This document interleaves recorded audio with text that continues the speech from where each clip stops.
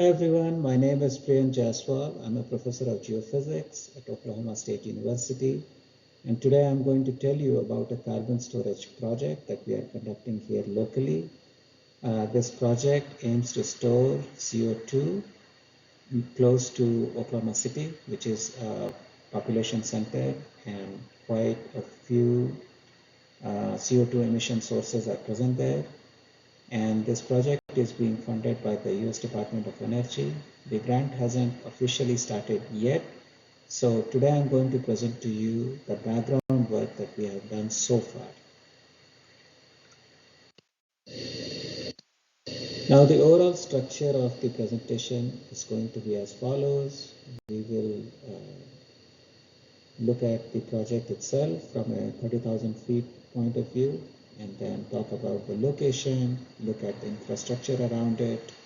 That means the pipelines and the sources of CO2. We will talk about the geology and the risks that are both geological and anthropogenic. And then we'll talk about the work that we have planned in the near future. The, uh, the overall project is called Anadarko Basin Carbon Management Hub, or ABS Carbon Management Hub. We're not injecting into the entire Anadarko Basin. That will be too much. We've just started with a small site very close to Oklahoma City, and then hopefully as we sort of set up a pilot on this one, we'll be able to expand the study to other areas within the basin. Now the project is being funded through a call for proposal that came out a couple of years ago, and the overarching goal is similar to many other projects that have been funded through the program, which is to help the US Fossil Energy and Carbon Management Program with regional deployments. This one focuses on the Oklahoma region, but then there are similar projects all over the US focusing on different parts of the country. The broad objectives are generally the same. The first one is to provide technical information, which is both geological and non-geological, and help the project developers. And by project developers, we mean people who will be assuming the risk and liability of carbon injection with the management of pore spaces and property rights. Both are kind of unclear at this point. And as different states in this country are learning about the interests of the stakeholders, the laws are being firmed. And then finally, and this is looking out into the future, whenever we are at a stage, we want to start injecting CO2 into the ground, we want to assemble all data that are needed for getting a UIC Class 6 permit. Now, this is the location of our seismic volume, the study area. Now, let me point out the map top right is basically the county map of the state of Oklahoma, and what we are looking at in red and green blobs are the sources of emissions. These are power plants, refineries, and so on and so forth. Then the blue color lines are the existing CO2 pipelines. Now, CO2 pipelines are different than the oil and gas pipelines in that because of the extremely corrosive nature, they have to be made with a different material. So at the moment, we have about 3 distinct pipelines running through the state, but many more have been planned, and I'll show it to you in the next few slides. Now, in both the top right and the bottom left maps, you will see a black color polygon marked survey, and that's the 3D seismic volume. That's the study area that we will be talking about today. Now, the bottom left it's a busy map, I understand, and shows a lot of things. The first is the tectonic fabric, the main elements labeled as Cherokee Platform, Ozark Uplift, Anadarko Basin, Wachita Uplift, and so on and so forth. These are the main tectonic elements of the state. And then in the yellow and red color of dots of various sizes, I'm showing the epicenters. So most of you might know that Oklahoma has been rattled by earthquakes since 2011, and these earthquakes have been correlated with the wastewater disposal. So that's not the point of the presentation here today. The main thing is to show you that this is an element of risk and plays into public perception in a big way. And we'll talk about it as we go along. So um, relative to the epicenters, you can see how our survey area is located. Now, this map also shows the fault lines in the sedimentary strata as well as the basement. And these are the mapped faults. There are many other faults that have not been mapped yet.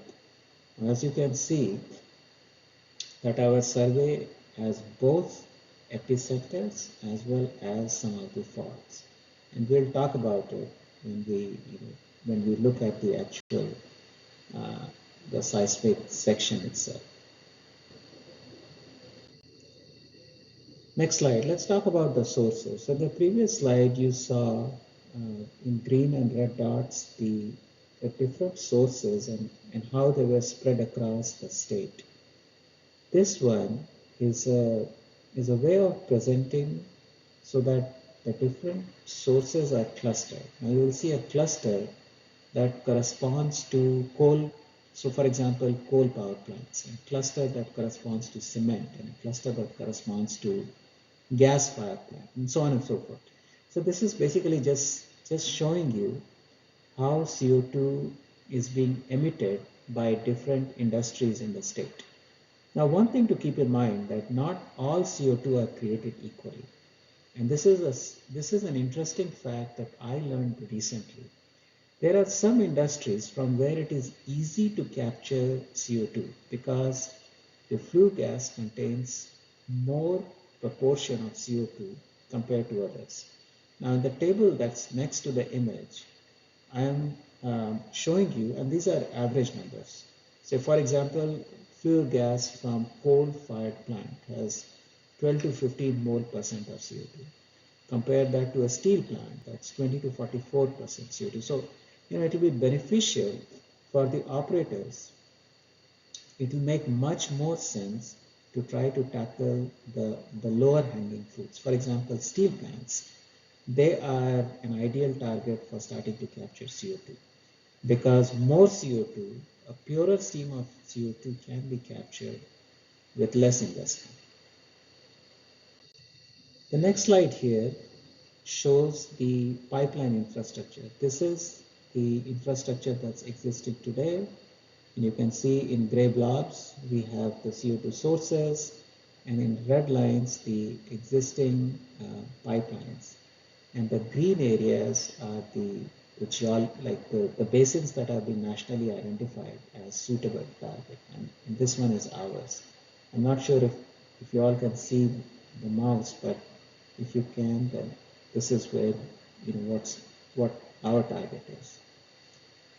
This is looking forward into the future. By 2050, the goal nationally, not not for our project, but nationally, the goal is to expand the pipeline and try to connect as many uh, industries as possible, and then collect CO2 from all these different industries and then inject into the basins that have been identified as safe, sort of class 1 priority. So now let's get into the geologic framework. On the left, you will see the stratigraphic chart. This is a generalized cross section, and various ages and the formation names have been mentioned. I do not expect for people to look into it as deeply. The main things to note is that various ages spanning from Precambrian all the way to Permian. That's the rock. That's the age of the rocks that are present in our study area. And and some of them are reservoirs and some of them are seas. Now, this area has been producing since, 1930s.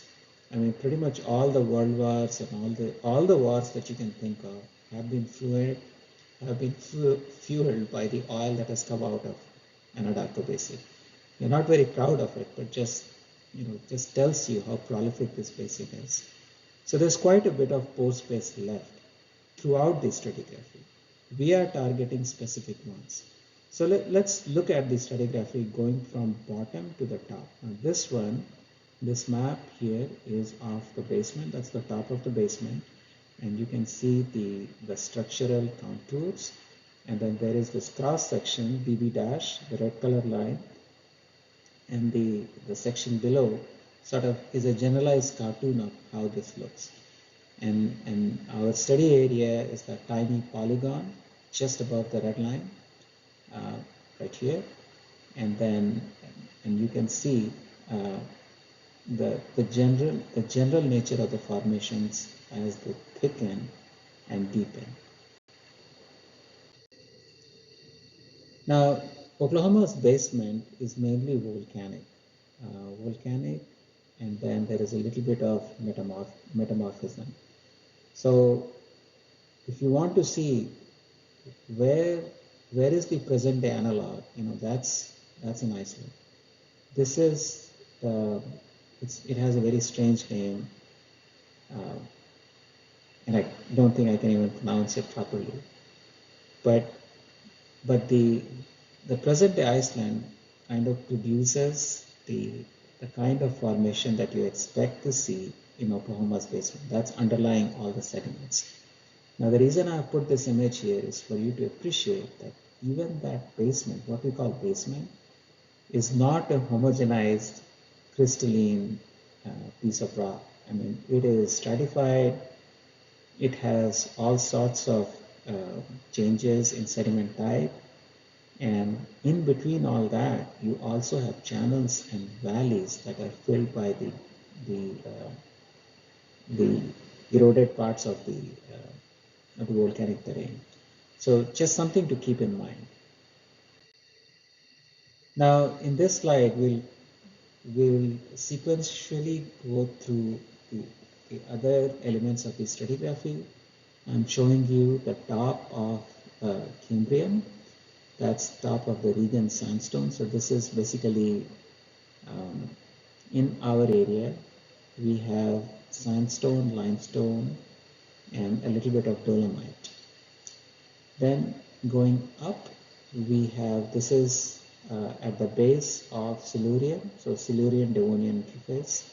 Essentially, this package here in Oklahoma is referred to as the Arbuckle, the famous or infamous Arbuckle group. And this is the formation that has created, that is sort of at the center of the induced seismicity events. And this is mainly limestone, but also has intermittent shale and sandstone. So it's pretty heterogeneous. The next one is top Devonian, which is the famous source of all the petroleum systems in Anadarko Basin, and it's the Woodford Shale. And so this is the top of the Woodford Shale, pretty much. Now, Woodford Shale is not exactly all shale. It also has some limey intervals and some sandy intervals. The reason I'm bringing out this is because this is one of the risk elements that goes into the modeling of CO2 plume propagation. How homogeneous or heterogeneous is the formation in which the injection is being done. The next one is top of Mississippian. During the Mississippian, this whole area was sort of covered in shallow seas. So we have quite a bit of limestone buildup. And these are tight rocks. These are tight formations that are produced through hydraulic fracking. So our study area generally has, it's basically limey mud. And the rocks are almost 50%, so it's siliceous lime. And these are very fine grained rocks. Next one, the the lower Pennsylvanian in the study area are missing. They have been eroded due to the orogeny, the early Pennsylvanian orogeny. Now, what I'm showing you is the top of uh, the pretty much the eroded section.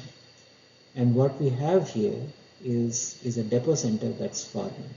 So a depot center means that there are channels, that there is significant erosion, and we will see that in the later slides. This is the top of Desmonesian. So the Desmonesian section is basically our main target, injection target.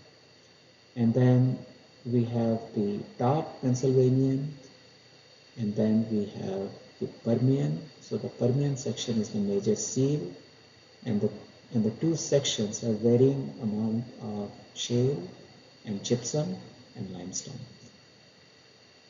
Finally, this is the top cover of the sedimentary section.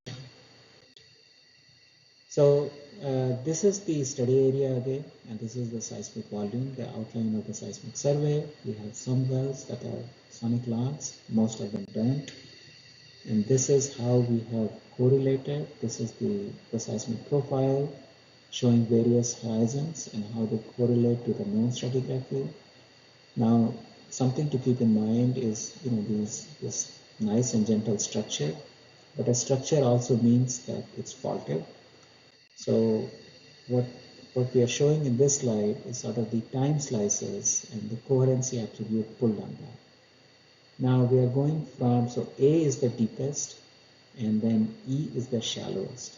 So as we go from Hunton to Osage to Merrimack to Chesterian, you will see that the amount of faults or fractures either almost stay the same or slightly decrease. As soon as you come to Desmonesian, this is the top of, so this is the mid-Pennsylvanian. So this is after the orogeny had subsided. You will see that most of the faults and fractures are missing. But within Desmonesian, and that's the next three, F, G, and H, within Desmonesian, we have quite a bit of stratigraphic variation. Now this is there's a core from one of the incised valley fills, and as you can see, it's a standard, massive sand followed by laminar shale sequence. Now imagine in mind's eye what happens if we start injecting into this. Obviously the channel will guide the plume, so the plume will not be spreading out, but be confined within a channel. And there are many such features within this. One of the purposes of the project is to try to understand these stratigraphic variations in detail. So I know we are running out of time. So this is how we have, and this is a preliminary study. This is how we have ranked all our reservoirs. So most of the formations here we have sort of classified porosity, permeability, homogeneity, and lateral continuity. This is what we need to put into the model for plume propagation. 4 out of 4 means great porosity. I'm not quantifying the numbers right here, I'm just saying how good they are. So going through all of them, you will see how porosity versus permeability versus homogeneity and continuity changes. And it's also because of the different rock types, because of the deposition and the interplay of the stratigraphy, that this is sort of a qualitative assessment, but sort of a first pass gives you a sense of what to look for next. Now, talking about risks, we have anthropogenic risks, which is a bunch of legacy wells. Are they bad? Not necessarily, but there are quite a few in our study area. And then the goal of obtaining social license. So Oklahoma has quite a few tribal lands, and our site is located on one of those tribal nations. So obtaining a buy-in from them is very important and somewhat difficult. So the work ahead is doing all the technical work, geological, non-geological, making data accessible to everyone, evaluating the regional infrastructure, and then promoting public engagement and support through free CCUS classes that we will be offering, maybe in conjunction with SEG and APG, and there will be announcements sent out widely to the community. This is the current the organization chart, the current set of PIs who are working on it. Let me just point out the heterogeneity here. So I'm the lead PI. Rosemary, she is from one of the tribal nations. Jack Passion is a known structural geologist. Ruz Bey is a petroleum engineer from Iran. Camelia is a geophysicist from, Romania. Rachel is a consumer behavior specialist and she's from Korea. Two PhD students, one Abed is from Lebanon and Alisara is from Thailand. So this just gives you the kind of diversity on the project team itself. With that, thank you so much, and I'm here to take any questions if there is still time.